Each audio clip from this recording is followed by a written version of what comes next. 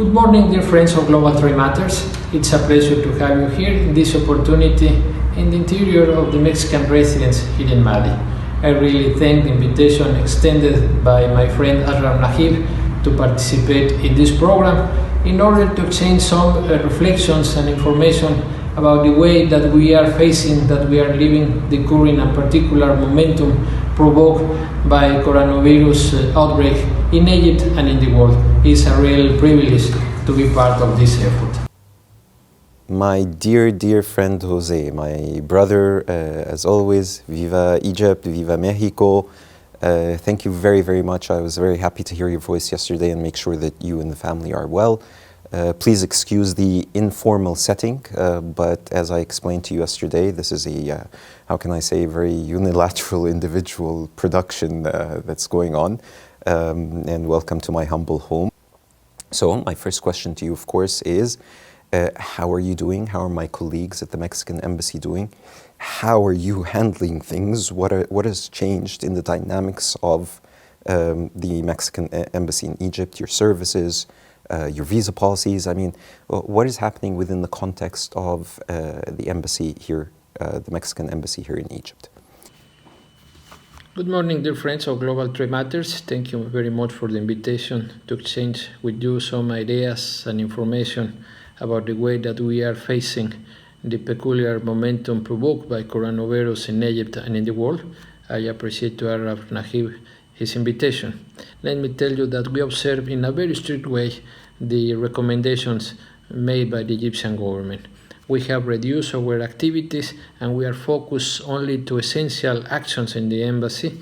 According to a rotating criteria, we have a micro working group here in the embassy, focused basically in consular affairs, protection cases, considering that we still have 17 Mexican tourists here in Egypt, stranded in Egypt because they lost their flights by virtue of the current situation. So this is the main responsibility that we have here in the embassy. By the way, today it was my turn to participate in this microgroup.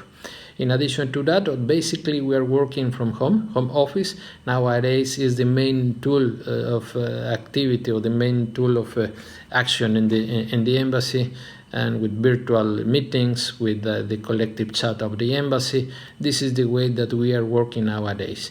We are convinced at the end of the day that the staying at home is the best contribution that we can do with the Egyptian government to contain and eventually to overcome the current pandemic.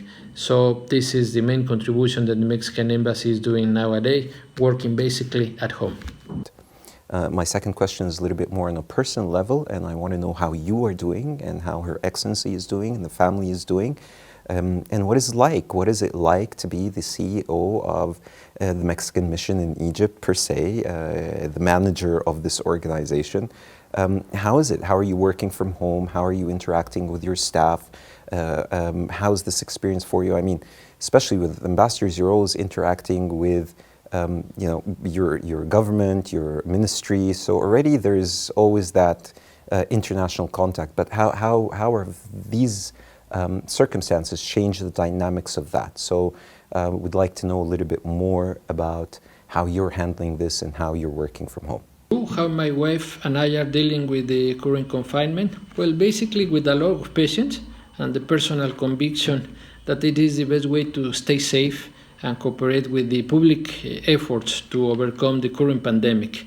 No doubt that doing that, we are saving lives, and this is why I have been participating in some media initiatives promoting this kind of social quarantine, if you allow me the expression.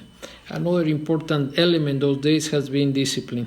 Discipline to understand that we are not enjoying holidays, and that the discipline to follow a daily routine, a day-by-day roadmap, beginning with the physical exercise. After that, start working at 9:30 until 2 o'clock, more or less every day, receiving a lot of mails from my headquarters, the local authorities and different actors of the Egyptian society, discussing several issues during the morning with my colleagues and assuming decisions.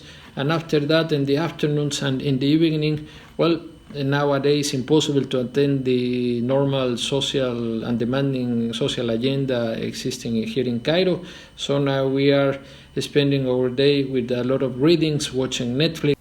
Now, the third thing that I would like to ask is, how's Mexico doing? How are our brothers and sisters and friends in Mexico doing? We've been hearing a lot of information and news about, of course, the United States of America. We've been hearing a lot of news about China, Italy, Spain, rightfully so. But I'd like to share with my audience, my guests, my friends, a little bit more about what is happening in Mexico and how does the Mexican government and the Mexican people, how are they going to recover from this? What is the post-corona Mexico going to look like? Mexico is currently facing, as everybody in the world, huge challenges, not only in the health arena but in the sector, the economic sector as well. Nowadays we are living a sanitary emergency, and because of that, Mexico implemented a comprehensive strategy. We are implementing such strategy with measures such as social confinement, home office, social distance, suspension of non-essential activities, among others. At the same time, the Mexican president announced last Sunday a special program to face not only the health challenges that we have ahead, but also its socioeconomic consequences, which are extremely relevant. This presidential plan, is considering four main pillars. The first one is the social one, the social pillar.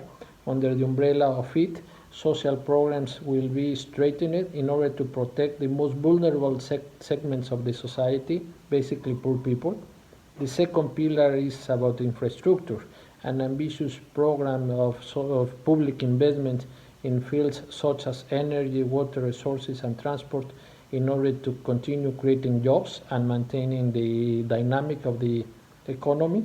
The third pillar is a financial pillar, of financial acts, providing emerging and soft credits to small and micro enterprises, the main creators of jobs in Mexico, by the way.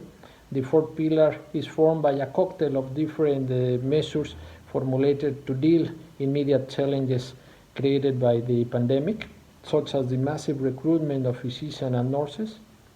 Out or beyond of this program, some sectors of the society, coming from the business community, are demanding additional measures in order to protect the economic apparatus and promoting basically fiscal incentives, some fiscal exceptions, and different kind of support to the small and micro enterprises, among others. So what I can say, what I can highlight, is that the Mexican response against the current pandemic is not limited to the governmental efforts, but the entire society is participating in this effort.